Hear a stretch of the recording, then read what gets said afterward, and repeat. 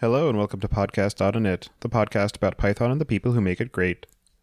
I would like to thank everyone who supports us on Patreon. Your contributions help to make the show sustainable. When you're ready to launch your next project, you'll need somewhere to deploy it, so you should check out Linode at www.podcastinit.com/Linode and get a $20 credit to try out their fast and reliable Linux virtual servers for running your app or experimenting with something that you hear about on the show. You can visit the site at www.podcastinit.com to subscribe to the show, sign up for the newsletter, read the show notes, and get in touch.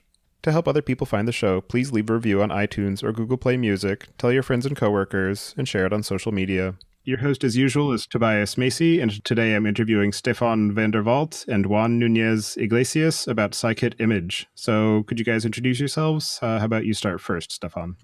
Hi, everyone. Stefan here. I'm the founder of Scikit-Image, and I'm currently employed as a researcher at the Berkeley Institute for Data Science. And Juan, how about you? I'm Juan Nunez-Iglesias, and I'm employed as a researcher at the University of Melbourne. And before that, I was at Janelia Research Campus in the US, which is where I got started with Scikit-Image, analyzing neuronal images. And going in the same order again, how did you first get introduced to Python? So, I guess I've always been dabbling in all sorts of programming languages at school, and I used Python way back for organizing my MP3 collection. I really started learning it in all seriousness at a holiday job at a tech company, and that's also where I was exposed for the first time to extreme programming, for example. Scientific programming, I started doing sort of around 2001. I worked on the Octave project for a long time, and I was trying to switch our team over to an open source language for science for a long time. That didn't happen. But then my study advisor in Boulder met a young postdoc, and he brought him to South Africa to teach a Python course.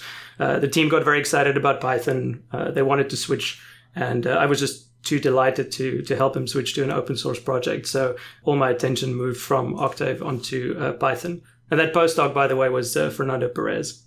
I interviewed Fernando a while ago to talk about IPython, so it's funny how these things come full circle. Yeah. And Juan, how about you? Do you remember how you first got introduced to Python?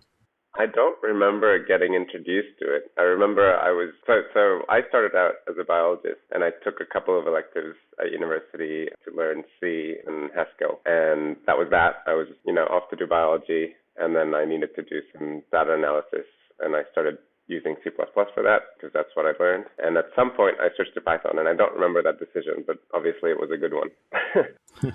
Yeah, and so I finished my PhD in Python code with a bit of R for data analysis and so on. And then in my postdoc, I moved to a lab that was using only MATLAB, and I learned that, and that was fine. But eventually, I wanted to do some more general stuff that MATLAB wasn't so good at, such as working with graphs. And so I just ported the whole pipeline to Python, and that was just a huge effort, which again paid off. So yeah, I kind of discovered Python twice, and the second time it stuck.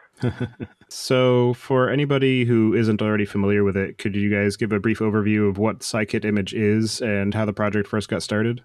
Yes, so Scikit-Image started off as a collection of image processing snippets. Early on, I wrote a lot of code for my PhD, implement a lot of algorithms, and people would ask on the mailing list, does anyone have anything that can do X or Y? So I would email the code snippets, and lots of other people did that too. And eventually it just became clear that, we repeatedly sent the same code to the list over and over, so we should just package all of that up. Initially, the goal was sort of to fully duplicate or re-implement the MATLAB image processing toolbox. And, we even had a little table of compatibility to sort of make sure that we have all the right features. That turned out to be a rather tedious process. The moment we moved away from that and decided we're rather just going to build a Pythonic library in the style that we really want to, the whole project became a lot more fun. Fairly early on already, we got a fairly big code injection from the Broad Institute's cell profiler team, with whom we still collaborate. So they provided many of the algorithms along with the ones that I and others provided to kickstart the project. So it seems like the primary focus is for being able to do manipulation of imagery that would be used in the sciences. So I'm wondering if you can do a bit of compare and contrast in terms of the overall project focus between Scikit-Image and other projects like SimpleCV and OpenCV, or the Pillow library that people might be familiar with. Yeah, so these sort of they cover fairly different use cases. In the Python world, we have these marvelous NumPy arrays with their rich semantics for slicing and handling, multidimensional data. So I think often when you work on a C++ library, that's sort of the first layer that needs to be built. We just assume that NumPy is there to start off with. So many of the basic image processing operations can be done with pure NumPy arrays. I think when you look at something like Pillow, which is the replacement for the Python imaging library, that's sort of a very generic mechanism for doing things like cropping, adjusting, rotating. On top of that, or in a sense an extension of that, is SciPy's ND-Image, which vastly expands Bill for scientific purposes, but it's still a fairly low-level set of tools. And Scikit-Image then sort of tries to build on top of that. OpenCV is more aimed at vision, but it's more similar in scope in a sense to Scikit-Image.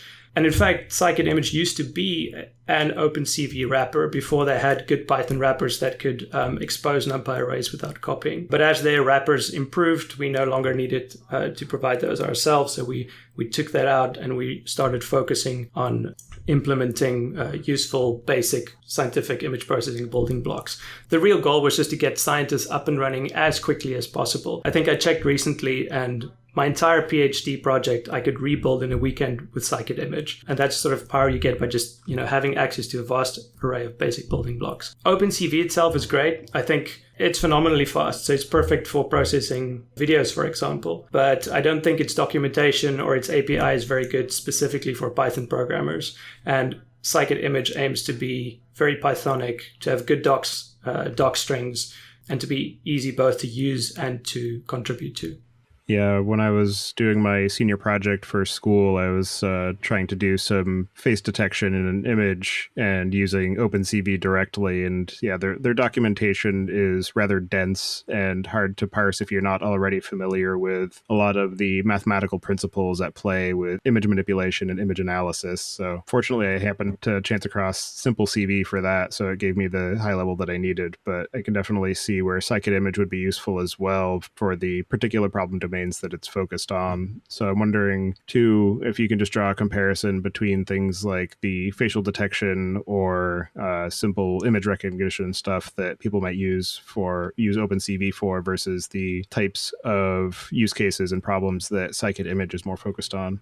Yeah, so there's not 100% overlap, but for this specific problem, we actually had a Google Summer of Code student, Daniil Pakumov. He worked on implementing the cascade filters. Now, the cascade filters in OpenCV, I haven't checked over the past month, but last time I checked, they were still an implementation of a patented algorithm. So that's one of the things that we pay very careful attention to. When we make sure that the BSD license that we have, it not only gives people the right to use our code, but we also make sure that if people use the code on the BSD license, they're not going to get themselves into trouble. So we re-implemented the cascade filters using the same principles as the OpenCV implementation. And that work, we're still in the process of finalizing all of that, but it's available. But I would say, OpenCV, one of the biggest challenges is getting it installed. But that problem is maybe less hard than it used to be. And I think more and more my view is just that we should combine tools as necessary, to get the job done. And we don't see ourselves as direct competition. We're building something that's maybe not perfectly overlapping, but definitely somewhat different in scope. I would say also it's one of the greatest assets of the scientific Python community that we all seem to have converged on NumPy arrays. And I believe OpenCV these days does take NumPy arrays as input. Do you know if that's right? Yeah, that's correct. Yeah, and so it's easier than ever to combine the tools, as Stefan was saying, and just use the tool that you need for the function that you need. And Scikit-Image provides some of those functions, and OpenCV will provide perhaps different ones. And the Scikit sort of branding, I'm wondering what the relationship is between Scikit-Image and scikit-learn or any of the other Scikit packages that other people may have used. The idea originally was that we would have a namespace that would contain all of these scientific toolboxes. So SciPy is a wonderful set of tools. The problem is, how do you easily experiment with a new algorithm that might not be mature enough to be included in SciPy? How do you, if you feel like you want to fairly rapidly develop something, the SciPy development model is more geared towards slowly moving forward and producing high quality code. So the idea of the Scikits was to give people the opportunity to more rapidly iterate on small, specific pieces of functionality. We originally had it under a single namespace, so it was scikit whatever your package was called. There were some technical issues associated with that, so we just became like Scikit-Image, Scikit-Learn, etc. And I think those two packages kind of rose out as examples. I mean, I think Scikit-Learn is an exemplary package of how you should develop, document, and publish scientific code. And, we're trying to do something very similar with Scikit-Image. There's an index of scikits available. So if you go to scikits.appspot.com, you'll get a whole list of everything that's published out there. There's no overarching control or a group trying to exert, any control over how these packages are developed. I think what they share is this very powerful notion of, like Juan mentioned, the NumPy array. We have a set documentation format that completely turned around the way scientific Python is being used. It made it possible for people to learn it in classrooms. The NumPy documentation format was sort of a crucial part of making the scientific Python tools more accessible to newcomers. And that the way we sort of package and format our code, that's sort of what we share between these various scikits. And do they all share a common dependency on SciPy? And if so, does that provide an easy way of interoperating between the different scikit packages?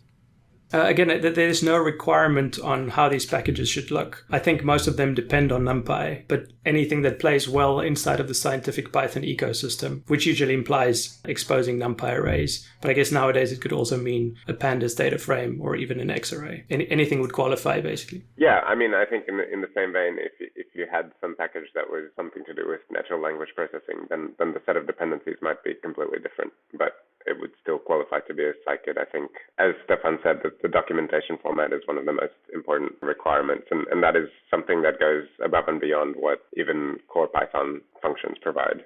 Does it go beyond just using the doc strings in the Python? Do you have additional sort of framework or documentation format that's used to be able to generate the documentation that the scikit namespace requires? I also don't know if it actually is a strict requirement, but it should be. If you search for NumPy how to document, that has the source document specifying this, and it does go above and beyond step 257, which is the Python's docstring standard. And one of the things that it provides for is that every argument should be annotated with the type and what that argument does. And if you look at some of the core Python function documentations, the docstring is just freeform text that sort of describes what the function does, but there's often not any specification as to what each argument should be, the type of that argument, and the possible options. For example, I think in one of the encoding, if you're trying to save a string in Python, encode a string, it doesn't tell you what the valid encodings are. So in the NumPy docstring standard, you would have to provide all of the possibilities for that.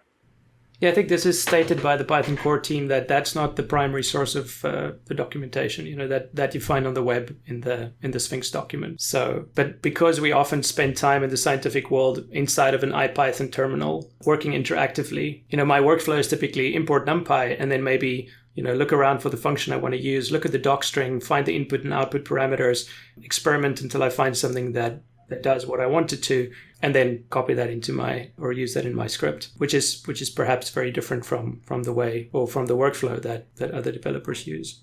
Yeah, I would say actually that's a very good point, that in scientific Python, you spend probably most of your time inside of an IPython terminal. And so it's very handy to just be able to type the function name and a question mark and have that function completely described for you, which might not be as true of core Python functionality. I also want to mention the Sphinx gallery, which is the kind of tool that gets developed sort of as a side effect almost of doing something like Scikit-Image or Scikit-Learn. So Scikit-Learn developed the Sphinx gallery that's now also being used in Scikit-Image, which is the script that basically executes code and then builds a little page with resulting plots and a little pop-out that shows some text. When you click on that, you get a piece of Python that you can paste straight into your terminal or your notebook and execute it and get that exact same image back. So that sort of infrastructure work is often done by one of the scikits or in collaboration between various scikits, but then to the benefit of everyone around. So going back to the Scikit-Image package, one of the things that I was noticing in the documentation is the fact that because it's based on the NumPy ND array, it allows for multidimensional images. So I'm curious what some of the ways in which that can manifest as far as exhibiting higher dimensionality than just the standard two-dimensional plot that most people are used to. And what are some of the kinds of operations that Scikit-Image can perform in those kinds of situations? Yes, so this might be more my domain. And this was one of I think this is the contribution that landed me into the Scikit-Image core team, was making one of the algorithms work for 3D images. I still refer back to that pull request because it was just insane trying to get it to work in 3D and trying to get it to pass, different versions of NumPy and so on. So it was Slick, which is a segmentation algorithm. So segmentation is just finding different objects in an image. And the reason I needed things to do in 3D is that in biology, we very often have 3D images. So one example is serial section EM, where you take a slice, in our case of a brain, and you image the top of it, and then you slice it. Sorry, not a slice, a cube of tissue. So you image the top of it, you slice it, and then you image the next thing, kind of like a salami. And so you can then reveal the inner structure of the object in 3 dimensions. And so to find the connections of all the neurons in a brain, this is what you have to do. And then you apply some segmentation algorithm to figure out the limits of all of the neurons and where they're all connected. Another more common form of 3D image that people might be more familiar with would be MRI. So again, that's looking inside someone's brain using magnetic resonance. And so you see those images in movies and so on of people's brains in 3D. There's lots of other images, but because I'm a biologist, this has been a bugbear of mine to try to get as much 3D functionality in Scikit-Image. And when we say ND, what that means is that the algorithm will work equally well for 2D and 3D, and that requires kind of more careful coding. But once you get used to it, it's actually very easy and elegant to write that way. I think there was one thing that I converted recently, which was Hessian filters, and it went from specifying this 2D kernel and then applying the kernel to the image to a very elegant solution where you compute the gradients in 3D, and then for every gradient, you compute a second gradient, and that was the end of that. So I guess what I'm trying to say is that n-dimensional sounds like it's going to be harder, but it often ends up with easier code to read than just two-dimensional code. So a few years ago, Juan started pushing for better support for n-dimensionality. And I think at the time, I didn't have a very good feeling for the kinds of data on which that, or problems that require that kind of processing. But it's been remarkable for me to see the uptake of Scikit-Image since we've improved in that regard. It was one of the roadmap goals that we set out in our 2014 paper. And the package has had significant increase in 3 and higher dimensional coverage since then. And whenever I speak to people from the biologies or, microscopy is a good example where it's crucial to be able to do that sort of processing. So like Juan mentions, there are a few patterns or paradigms that you learn and then, apply those throughout to get access to that sort of data. And it's been fantastic to see people actually use this and come back and say this is what makes the package useful to them. Yeah, and one of the other examples of higher dimensionality that was mentioned in the documentation is film or sort of time annotated imagery as well, and using the time as an additional dimension for processing images. Yes, so I would say that one's a little bit trickier. So one of the issues that you have with higher dimensional images is that typically the third dimension, the distance between pixels in the third dimension is stretched relative to the other two. So for time, that becomes even more complex. How far is one frame from another? Because at least in space, you know that 2 micrometers is a certain ratio different from 0.5 micrometers if you look at the X, Y, and the Z dimensions. But with time, that conversion isn't as obvious. But certainly there are many algorithms where you could just take time to be a third dimension, have some conversion factor and do it. So for example, if you do segmentation, which again is picking out objects in an image, and you do that in 3D in a video, then that gives you tracking for free. So you can track objects as they move simply as being segments in a 3-dimensional volume. But that may or may not work depending on your frame rate and so on. And for the implementation of Scikit-Image, what does the internal design look like, and what has been some of the biggest challenges associated with the development process, whether past, present, or future? I think like with many of these packages, Scikit-Image is a collection of routines that scratch various people's itches, So I wrote this code as part of my PhD. Lots of people, contribute whatever they need to do their work. And it's often easier. Well, that's probably not true, but if you want it available in the long run, it's often easier to contribute it back and have other people maintain it than to do it yourself. Of course, there's an initial barrier to contributing. You need to clean up the code, document it, etc. But I think there's a certain, it's quite rewarding to go through that whole process and get it integrated into the package for others to see. You asked about the challenges. I think for a long time, for me, finding time to consistently spend on the project used to be hard. The project used to be done mainly on evenings, weekends, etc. Everyone knows that story. At least for the past 2 years, it's been a lot easier because since I'm working at the Berkeley Institute for Data Science, this is sort of a part of my job. So I've got a lot of freedom in that regard. That said, I'm still very interested in finding a consistent funding source for the project. I would love to have at least a person, a project manager / programmer who can ensure contiguity, sort of who watches PRs to make sure that the project is always moving forward. Not necessarily rapidly, but at least consistently. Yeah, I want to say an aside from Stefan's talk of the development model and having people contribute what they need. It really is rewarding, and paradoxically, one of the most rewarding moments I had was when I contributed. This was early on in my contributions to Scikit-Image, and I think I made Slick, simple linear iterative clustering, which is a segmentation algorithm. And I made that 3D, and I accidentally broke something of the 2D functionality that I can't remember. But, as soon as we released that next version, someone complained on the internet, some random stranger. And to have someone complain on the internet about your code is actually a really good experience because it means more than one person is using your code, which when you're doing a PhD, it can often seem like you're the only person in the world who cares about what you're doing. Yeah, and particularly with open source, sometimes the only way to get any feedback about the work that you're doing is if it's broken. Yeah, that's right. That's absolutely right. Yeah, I think you read a lot about people who get complaints about the code they write and who have a tough time with users expecting them to do almost like customer support, that sort of thing. I think we've been very lucky. We have a fantastic user community. The Python user community is incredibly friendly overall. And this is one of the things that stood out for me right from the beginning is I spoke to strangers and they would be welcoming. They would take time to teach. They would take time to help you get started on the project. And that welcoming spirit that I experienced back then, I think it's still very much alive and well today in the scientific community, scientific Python community. And of course, we try and keep it alive. Yeah, I'll say something else about that, which is how I got into Scikit-Image, which is when I first I mentioned that I ported this whole thing of MATLAB pipeline to Python during my postdoc. And then I went to SciPy 2012 to present that work. And at that point, the whole conference was, not the whole conference, but many of the presentations were by people who were the authors of SciPy and IPython. Fernando Perez gave a keynote, which was amazing. And I was just kind of using all of these packages.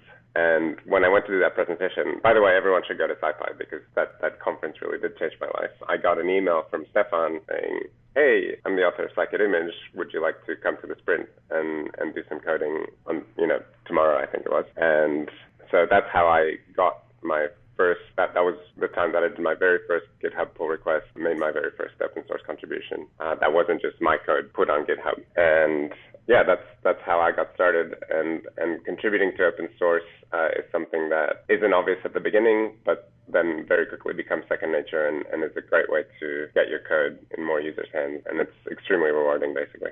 So what are some of the most interesting or unexpected uses of the Scikit-Image package that either of you have seen?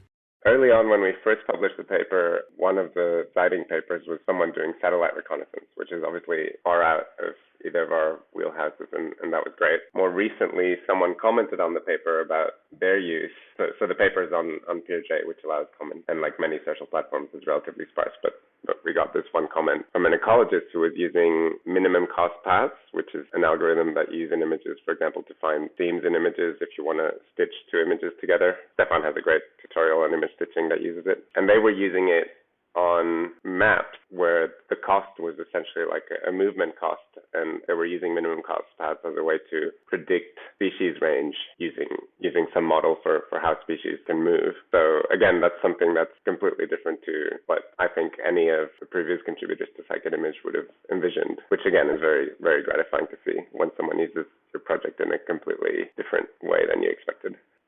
A fun project I worked on in South Africa was the identification of white sharks. And the researcher there tried to count the number of individuals on the coast. And that was via visual identification. So we used Scikit-Image to sort of detect the edges of the fins, which acted like a fingerprint for each individual. And the other example I thought of was Neil Yeager posted a blog post a while ago showing how when you have a visual identification system, say for unlocking a gate or a door, people can use rubber masks to fool the system. And so he added via Raspberry Pi and some Scikit-Image code a detector that would figure out when is someone using their actual face or a rubber mask to present a certain identity. That's pretty cool. Yeah. I also just want to mention that there are some very interesting novel algorithms being implemented nowadays in deep networks. And it's going to be interesting for us implementing more traditional algorithms to see how this impacts on our work. You know, some of these algorithms, like the purely convolutional networks, we might be able to eventually integrate into Scikit-Image. But, you know, this opens an entirely new frontier of exploration. It's going to be interesting to see how it plays out. Given the somewhat complicated nature of the algorithms that are in play for doing the different image analysis, do you find any difficulty in attracting contributors to the project? No, I don't think so. I mean, we just released version 0.13, and we had on the order of, Juan did the release, so he would know, was it 82, 83 people maybe? Yeah. So I didn't count how many of those were new contributors, but that's certainly much larger than our standard team of about 10 or 15 people. I still run into researchers who tell me, oh, thanks for the package. We use it on a daily basis. We don't often see those people. They're not all on the mailing list. We're not in active conversation with all of them. In fact, it's quite challenging to figure out who is using the package, what purpose are they using it for. And in a sense, that's also what makes it hard to guide the package and why we rely on contributions to some extent to determine which direction we have to go. Yeah, if we could find a way to increase user engagement in that way, that would be really good. I mean, as I mentioned, I started out just being a user of Scikit-Image. And it was an amazing change to start contributing and to realize that contributors are just people like you and me. They're not these professional developers who are, completely out of this world and who do this day in, day out. They're people who work on image processing and write the code that they need to do their work. So it would be really great to have more users come forward and say, oh, it would be great if this function did this a little bit different, and we can help them to solve that problem. Yeah, I think at every scientific Python conference I go to, and we have a sprint, you have this amazing engagement with people who want to do image processing and maybe even want to contribute to the package, but it might just seem a bit intimidating or scary from the outside. And I mean, that's no small wonder. I mean, you need to know a fair variety of tools. You need to understand Git. You need to know, how to write the documentation. You need to understand Python fairly well, know NumPy. So all of these things can be a bit overwhelming. But I think it's one of the most satisfying experiences to sit with people, help them to succeed in implementing what they want to implement. Not only getting their own results, but also contributing what they've done back, whether that is in terms of code or perhaps in terms of just a small patch to the documentation or the installation instructions. Inevitably, that's my most rewarding experience at each SciPy conference. Yeah, and a couple of things that Juan mentioned are recurring themes in a lot of the conversations I have in terms of the difficulty of getting feedback from users, particularly if they don't have anything necessarily to complain about or bugs to report. And that it's maybe that it's easy to contribute, easier than you think. Right, yes. And also the fact that it is easy to put a lot of the people who create different open source packages up on a pedestal and succumb to hero worship but one of the things that I've learned while doing the podcast is that people in general, regardless of the level at which they contribute, are far more approachable than you may at first assume. And that's been a pleasant surprise in terms of inviting people onto the show and the willingness with which they will come and join and share the work that they've done. And then in terms of the feedback, one of the things that I actually was just thinking about is the possibility of adding an API into the package of, something like Scikit-Image.feedback that would open the user's browser to like a typeform survey so that people could voluntarily contribute information about how they're using the package, what their thoughts are on it, things like that, and just using that as maybe a general practice for people who are interested in hearing back from the users. We've had that discussion a couple of times in Scikit-Image, and it's such a hard balance to strike between, annoying the users and trying to get more feedback. And I think the iOS App Store has this debate of like apps bugging you for reviews, and some people have the policy that if they get bugged for a review, they'll leave a 1-star review. So it's, I don't know what the right solution is. I think if Scikit-Image.feedback might work, but there's a catch-22 if everyone has to do it before everyone knows about it. Right.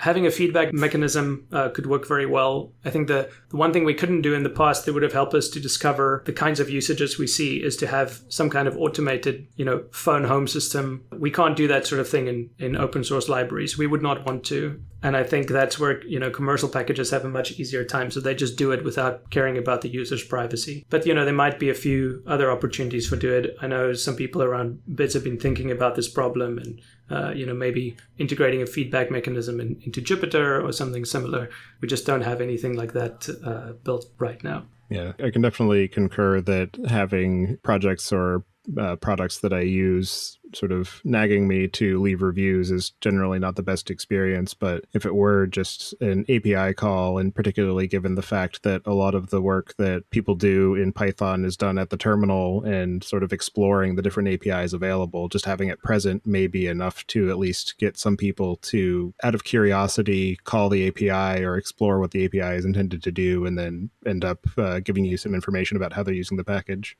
Yeah, the other thing I think we talked about, most scientists just use an IPython terminal or a Jupyter notebook. If we did adopt a unified feedback mechanism like Scikit-Image.feedback, NumPy.feedback, etc., if only IPython mentions this in their header, which is already there, that might actually get quite a bit of adoption. I just thought of that. I don't know if that's a good idea or not. I've thought that for packages like this, there might not be enough on Stack Overflow for Scikit-Image, but for something like Pandas, which has a vast API, I think it would be fascinating to analyze all the posts or perhaps all the successful or the accepted answers on Stack Overflow and analyze them for example usage, or to see which functions were used. I've been having in the back of my head to like do a version of the Pandas docs where you set the alpha value of the function based on how many times it gets mentioned on Stack Overflow. So are there any plans for the future direction of Scikit-Image that you'd be interested to sharing here? So I mentioned we just released version 0.13. Juan was the release manager for that. So that's out the door. In fact, he pushed it out right as I was giving a tutorial, which made me a bit nervous, but that all worked out well. I think we've spoken a bit about user feedback. So, that's our most valuable input in moving the project forward. For the rest, I've been having more and more conversations with people from other tools like ImageJ, Elastic, Cell Profiler, etc. I'd really like to expand the ways in which we interact with those packages, in which we advertise those packages. There are many different workflows out there that we never see, where Scikit-Image is combined with perhaps Elastic to do some segmentation. There are tools for annotation, there are tools for pre-processing, post-processing, and people who want to solve problems in the most efficient way possible, they use whatever tools they need to. But we have very little insight into that. So that's part of my mission, is to figure out, how we can improve the package, both to work with those tools and to provide the necessary set of functionality. Yeah, in that vein, so this year we're participating in RGSOC, which is Rails Girls Summer of Code. And one of the projects that was proposed was to develop an applications gallery, which is different from our current gallery, which shows the functionality in Scikit-Image. Applications would not be limited to the set of dependencies that Scikit-Image has. So you could do something like have an application that combines Scikit-Image and Scikit-Learn together, which doesn't fit in the normal gallery. And so having more documentation as to how Scikit-Image can work well with other packages would be really good in that regard. My own bugbear, of course, continues to be n-dimensional processing, and there's still a lot of the library that doesn't work well with n-dimensional images. So I've got a pull request open now converting moments to n-dimensional data. But so I would say making sure that the API is consistent in supporting ND wherever it's possible, not just where it's been convenient in the past. And there was also this work from this guy called Adrian Sieber. We don't actually know who he is, but he built this Scikit-Image cheat sheet, and he did that using an automated script. And by using an automated script, he was able to find a lot of the inconsistencies in the API because the scripts break when they're trying to do something, and the result is something unexpected. And so he submitted an issue talking about all of the different small inconsistencies in the API. And on the road to 1.0, it would be really great to eliminate all of those and really make Scikit-Image as perfectly consistent package as possible. I think the other story we keep hearing is that, I'd love to use Scikit-Image, but I currently use maybe OpenCV because the speed isn't quite there and I need to process 200 million images. It's funny, we've also heard this story that, we have 2 million images to process, but we don't care about letting it run overnight. So, and we prefer the API. But I think there's a huge number of people who want to use the package, but they can't sit around and wait for the result. So there's a question as to how do you deal with that situation? We don't have GPU experts, and I'm not sure we want to go that direction. We don't want to make the code even harder to access. At the moment, we're pure Python, we're Python. If you know those two, you can contribute to any part of the library. And I don't want to introduce sort of knowledge dependencies, but I do think we need to address this problem. Now, there are some very interesting players in that field, and I think the solution is going to come from optimizing Python compilers. So, the just-in-time compilers like Numba or there are so many of different packages exploring that space right now. And maybe we'll get something for free. Maybe we'll have to do something with Halide, something more custom. But I hope technologically that becomes feasible within the next year or two. Yeah, and the Pigeon project that has recently been merged into mainline for 3.6 may help with that as well in terms of people developing custom JIT implementations that would be able to plug in specifically to things like image processing. Yeah, we're definitely watching that space with great interest. Absolutely.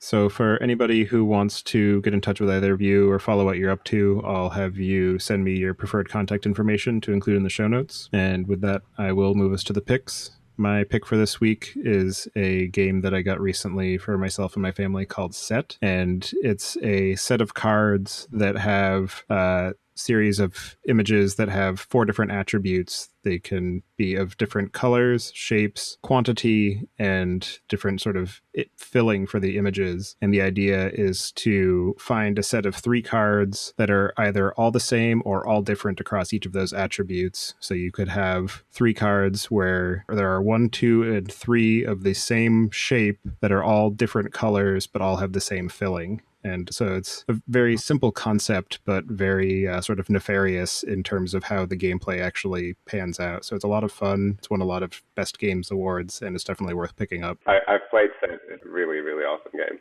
Yeah, it's a lot of fun.